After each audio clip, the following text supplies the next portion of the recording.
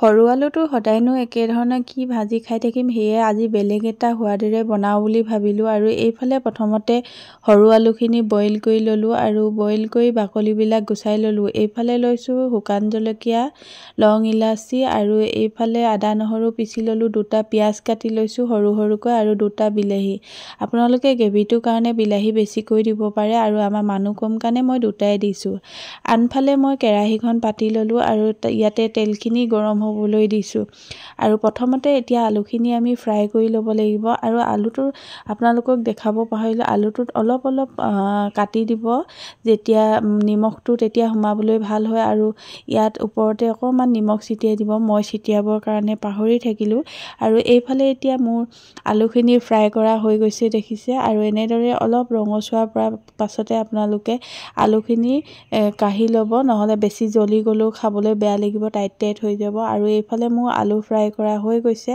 আৰু সেই আলু ফ্ৰাই কৰা তেলখিনিতে মই এতিয়া শুকান জলকীয়া, দালচেনি, লং ইলাচিকেইটা দি লৈছোঁ। আৰু এনেদৰে অলপ জলকীয়াটো ক'লা অহাৰ পাছতে এতিয়া পিঁয়াজখিনি দি দিছোঁ। পিঁয়াজখিনি এতিয়া অলপমান ৰঙা হ'বলৈ দিম। আৰু ইয়াতে এতিয়া আদা নহৰু খুন্দি থোৱাখিনিও দি লৈছোঁ দেখিছে।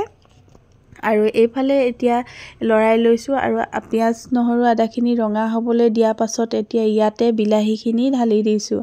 আৰু বিলাহীখিনি আপোনালোকে তেলতে ধুনীয়াকৈ গলাই ল'ব, টুকুৰা টুকুৰ হৈ থাকিলে গ্ৰেভিটো ভালকৈ নহয়। সেয়েহে মই এতিয়া লৰাই এনেদৰে বিলাহীখিনি ভাজি লৈছোঁ। আৰু ভাজি লোৱাৰ পাছতে সোৱাদ অনুসৰি নিমখ আৰু হালধি দি দিছোঁ। আৰু এতিয়া ধুনীয়াকৈ লৰাই দিম। আৰু ইয়াতে এতিয়া এচামুচ দিম মই ৰং গুড়া। আৰু আপোনালোকে বেছি হ'লে ইয়াতকৈ বেছি দিব জানেই। আৰু এইফালে ধনিয়া পাউডাৰ এচামুচ দিছোঁ আৰু জিৰা গুড়ি এচামুচ দিছোঁ। এতিয়া ধুনীয়াকৈ লৰাই লৈছোঁ। এইফালে মোৰ বিলাহী সিজি গৈছে দেখিছে। আৰু বিলাহীখিনি সিজি যোৱাৰ পাছতে এতিয়া মই 2টা জলকীয়া দি দিছোঁ। আপোনালোকে জ্বলা বেছি খালে বেছিও দিব পাৰে, যিহেতু আমি কমকৈ খাওঁ সেয়েহে জ্বলা 2টাই দিছোঁ।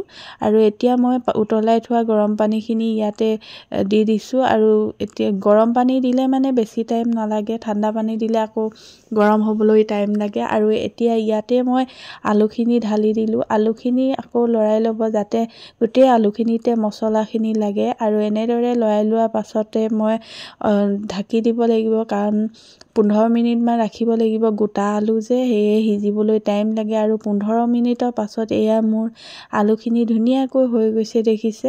আৰু এনেদৰে আপোনালোকে বনাই খোৱা নাই যদি খাই চাবচোন। আৰু এইফালে মোৰ আলু কাঢ়ি ল'লোঁ। আৰু এতিয়া ওপৰতে অলপ ধনিয়া দি দিছোঁ, ধনিয়া নিদিলেও হয়। আৰু এয়া চাবচোন, এনেদৰে খোৱা নাই যদি খাই চাব, খাবলৈ বহুত ভাল হৈছিলে। আকৌ নেক্সট এটা ভিডিঅ'ত লগ পাম। আজিলৈ বাই বাই।